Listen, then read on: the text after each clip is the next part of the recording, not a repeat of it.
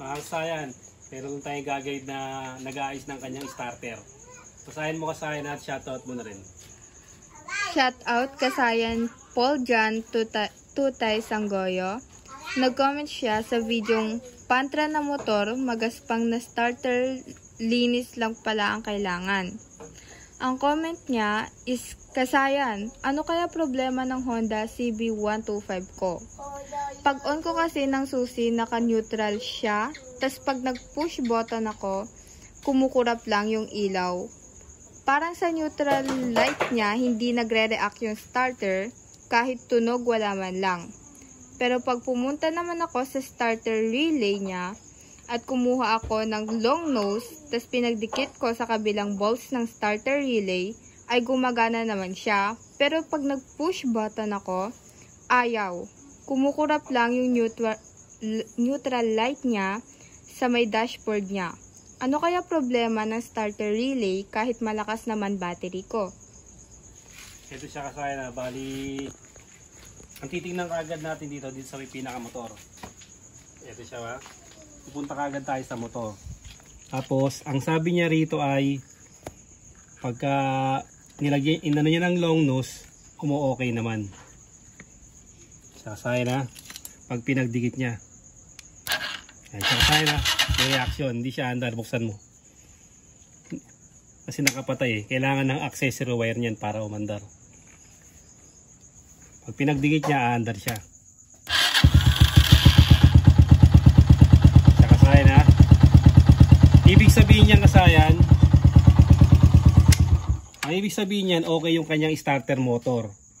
Kaya i-check natin dito yung starter relay kung may problema yung starter relay. Para hindi kagad siya bibili ng parts. Siya kasayan na. Ito yung starter relay natin. Gagamit natin dito ng test light. Ilalagay natin to sa negative ha. Sa negative yung test light natin. Ito ha. Tapos etong isa na to, dapat umilaw tong isa. Yan. Etong isa naman, dapat hindi siya umilaw. Iilaw lang to pag pinindot natin yung starter. Ibig sabihin, kailangan pag pinindot tayo ng starter, lilipat dito yung ilaw. Pupunta dito yung ilaw ha. Yan. Buksan mo kasayan, tsaka mo pindutin.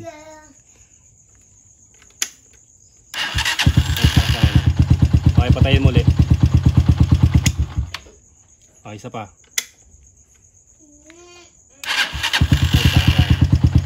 Umiilaw siya pero pag umi-start mamamatay na. Okay, patay mo na. Pag ganito kasayan ang na-check mo, ibig sabihin buo yung starter ano mo. Yung inyong starter relay. Ang gagawin mo diyan ganito. Etong dalawang wire na to ang susundan mo. Ito, hanapin mo to. Ito yung wire mo ha. Ito yung starter standby. Ito siya ha. Tapos ito naman yung negative. Yung green. Green na may lining na black. Ito yung negative niya ha. I-test natin to kung meron siyang ano. Kung meron tong supply. Ito siya ha.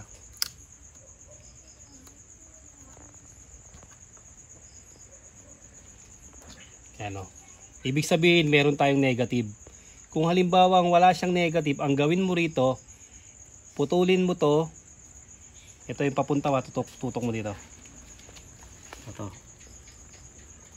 Puputulin mo to ha. Yung papuntang starter relay, ito siya oh. Papunta siyang starter relay ha. Puputulin mo siya rito, tsaka mo ilalagay sa negative. Sa negative ng battery. O negative o body ground.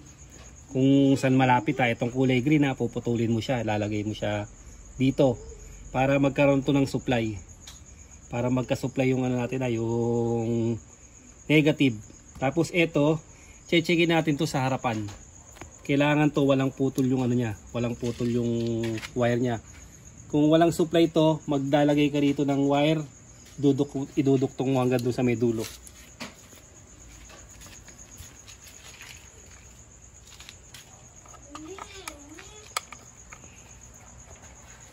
Yun yung pwede mong gawing diskarte.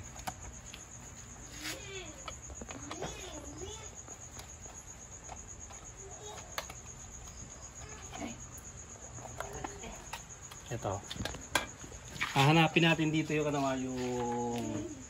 kakulay nyon. Ito. Sila mga kung ganito yung kulay. Doon sa may yung dalawa. Negatiba Ganyan to. Parehas. Okay. Ganito yung gagawin natin dyan. Dito gumagamit tayo dito ng continuity. Para malaman natin kung wala siyang putol. Ngayon, kung ito may putol, duduktong ka ng wire hanggang doon sa may starter relay. Para sigurado. So, tusukin natin to ha. Pag tinusok niya yan, dapat tutunog yan.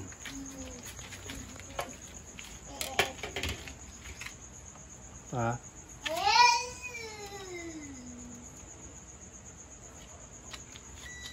Ayan siya. Ibig sabihin, buo yung linya.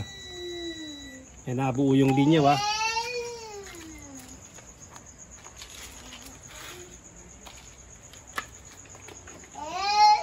Siya ngayon. Bubuksan natin to. Pag na-supply natin to ng accessory wire, dapat kumandar siya.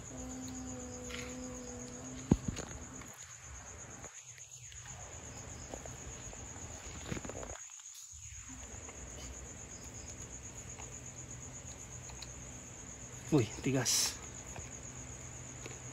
Ito na lang. Ito siya ba? Tapos maghanap tayo ng accessory wire. Solid black.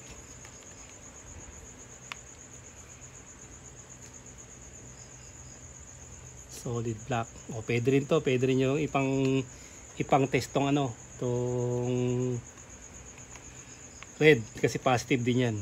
Pero dito tayo solid black sa accessory wire. Ito accessory wire to ha. Ito to. Ayan, solid black. Dito na tayo kukuha.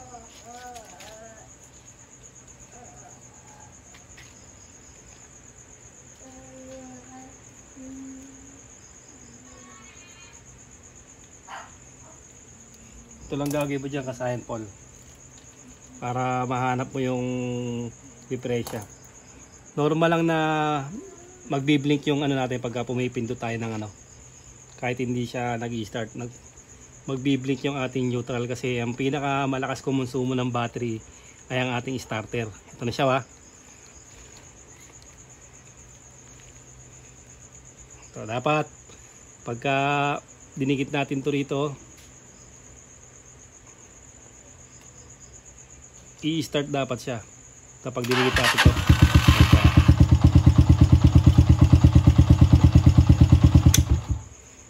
Ibig sabihin, pag dinikit mo siya rito na umi-start siya, accessory wire ha, at saka itong accessory wire, tsaka yung starter standby. Ibig sabihin, buo yung wiring. Buo yung wiring mo dyan. Ngayon, halimbawa naman, hindi siya nag-start, may problema yung wiring ha. Pag hindi siya nag-start. Ngayon, pagka naman umi-start siya rito, okay na yung wiring natin dito sa harapan, ito ang papalitan mo yung starter switch. Bali, magiging problema mo dyan, starter switch. Bali, natutok mo rito sa main neutral. Ito siya kasahin ha. Normal lang yan pag bukas mo sa kanya. Pagka pipindot ka, mag-aano yung yung switch natin talagang siya kukurap kasi siya malakas sa konsumo ng battery.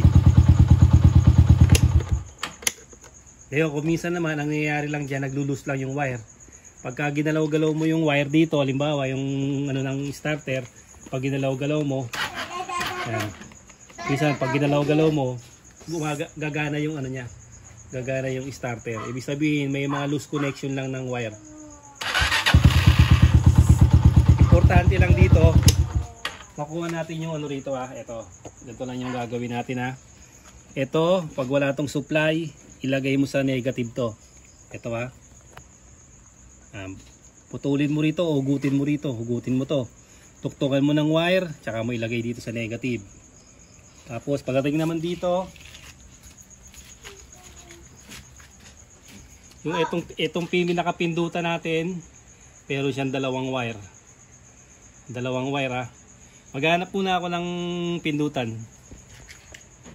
Ito na yung switch kasayan ha. Halimbawa, ito yung switch niya ha. Ito ha. Huwag niyong hanapin yung kulay green dun ha. Ito to.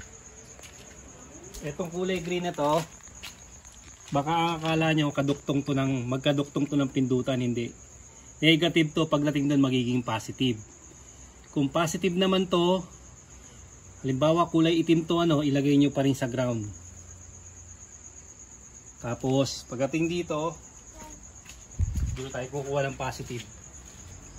Pwede natin baguhin yung yung trigger niya. Ginawa lang natin positive trigger. Siya, ito na yung natin na, halimbawa ito yung nandito. Ilalagay natin sa kukakulay nito. So may starter yung standby starter. Wala tayong makong pindutan. Ito naman tayo sa hazard switch. Pwede rin yan. Walang problema. Tapos accessory wire. Solid black. Ayan siya. Gusto natin itong mahaba. Dito na lang.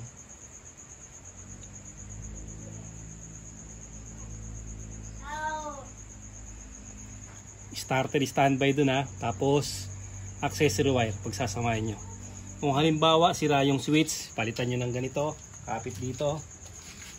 Ayan, pakapitan nyo siya. O, dito kayo pipindot. Ayan siya kasayan ha.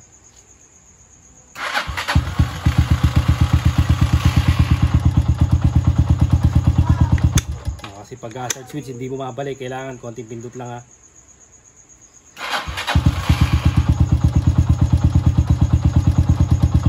Kahit muna yung switch natin, talagang magkukurap yung neutral natin. O, ganun ang pwede mong gawin kasayan para matrace mo kung starter relay ba siya, kung wiring ba siya, o kung itong starter button ang naging problema niya. Yun lang ang gagawin mo kasayan. Siguradong magagawa muna ng ng solusyon ng iyong motor. Sana nakatulong to kay John Paul ng San Rafael, Bulacan. Hanggang dito na lang mga kasayan. Salamat sa panonood.